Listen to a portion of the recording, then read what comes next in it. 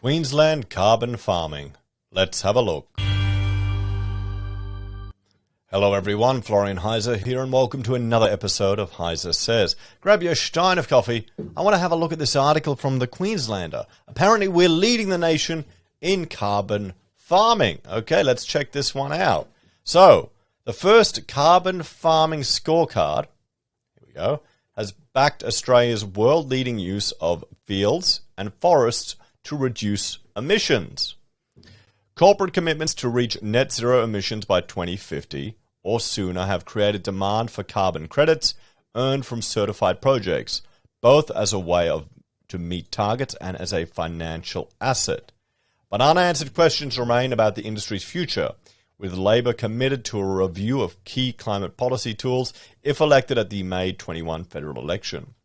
The Carbon Market Institute KPMG report released on Thursday comes after the Morrison government dismissed accusations by a former insider, Andrew McIntosh, of rorts and fraud under the Emissions Reductions Fund. I bet it's full of it. I would not be surprised. The report identifies land-based solutions as a critical element of almost every government's net zero strategy, Institute CEO John Cannon said. This is the case despite recent scrutiny of carbon crediting and federal policy tweaks, he noted. The scorecard identified Queensland as the leader and innovator amongst Australia's states and territories with its $500 million land restoration fund that has been running since 2017 and is regularly topped up. As the standout jurisdiction, Queensland demonstrated how to combine carbon farming's environmental, agricultural and social benefits in regional communities, the report said. New South Wales also scored relatively strongly following a recent $125 million commitment for carbon farming to play a role in halving the state's emissions by 2030. Well, until it gets burned in a bushfire. But anyway, we'll keep going. The report recognised the federal government for developing a world-leading regulatory and legislative framework. However, recent market interventions and limited overall policy ambition dented its score. The ERF is not an emission removal fund. Rather, its remit is to support developers to reduce or offset emissions.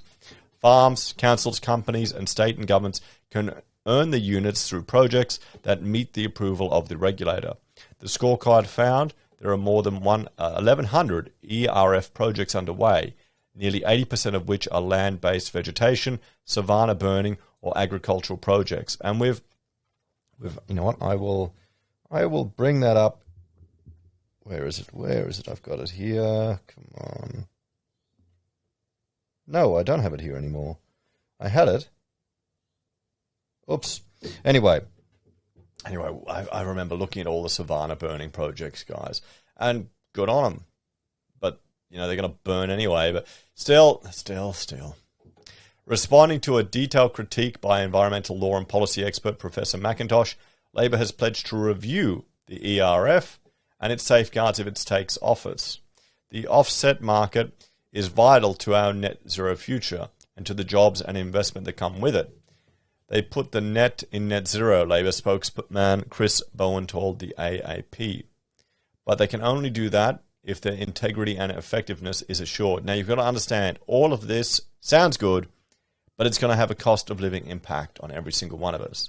So you have businesses that are running, but then to offset their carbon, to get carbon credits, they may pay for savanna burning or agricultural projects or land-based vegetation. And that means those costs will be passed on to every single one of us buying those goods and services from those businesses. Okay?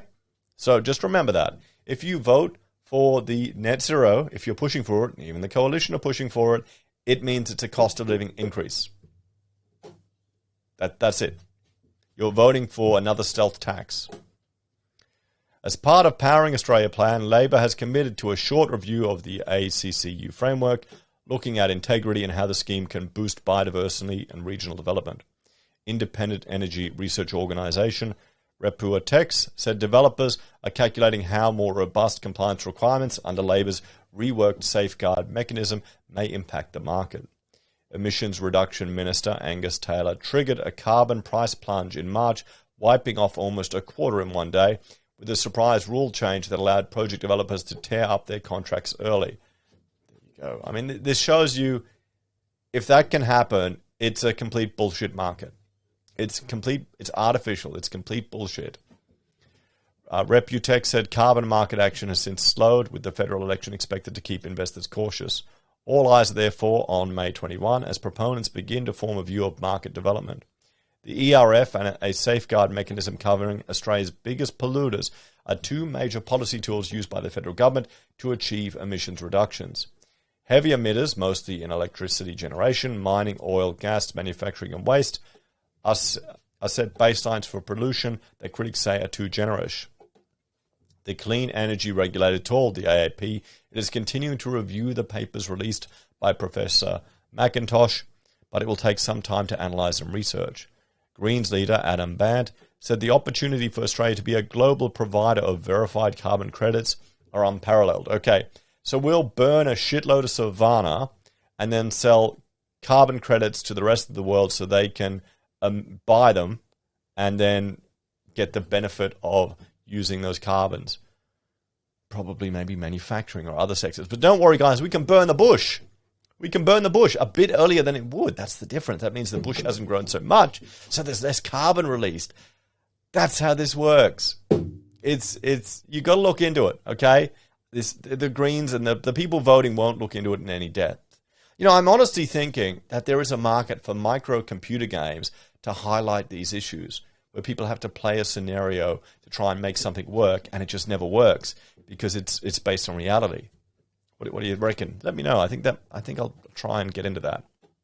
Anyway, he wants decisions made now to shore up integrity and to fuel negative emissions, not net emissions. Here we go. He wants us to go backwards, in other words. He wants your cost of living to go up.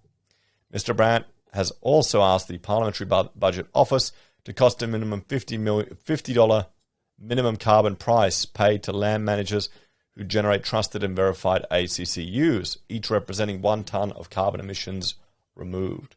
Successful bids at the latest ERF auction last week included a project for revegetation, soil carbon, industrial efficiency, and landfill waste gas. The same stuff as always happens.